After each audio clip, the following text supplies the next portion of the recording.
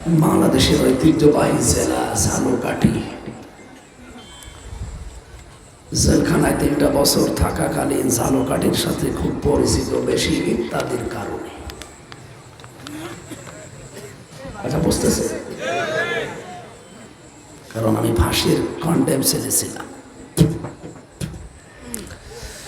ওখানে বাধ্যতামূলক আমাদের দেখা লাগতো। কি দেখবো? অন্যান্য জন সিনেমা দেখে, নবেল নাটক দেখে, আমরা তো আর সব দেখতে পারি না।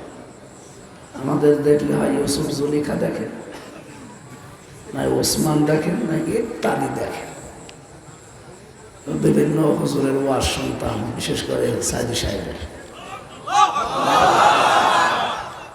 না কোনো জিনিসে আবেগ ভাব, অন্য একজন মানুষ, এতটুকু।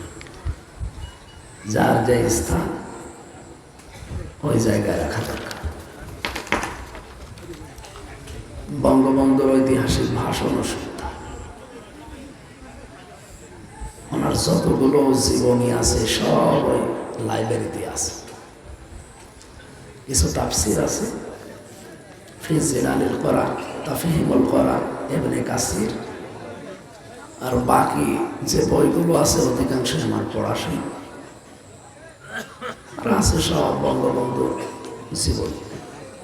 ছোটবেলায় কি করেছে, যুব বয়সে কি করেছে, বুড়ো বয়সে কি করেছে, সব কিছু এক জায়গায় লিখিত। চীন সফর, জেলখানায় ছিল, কি করতো, এই সমস্ত বিষয়গুলো 3 বছরের ভেতরে ইত্যাদিটা।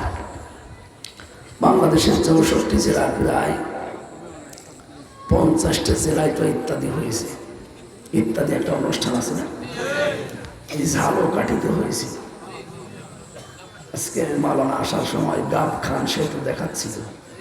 ওটার সাথে আমার মনে হচ্ছে যে আমার বাবা মার সাথে যেভাবে পরিচয় আমার, ওইভাবে পরিচিত। কারণ ওরা আমি 50 বার দেখেছি।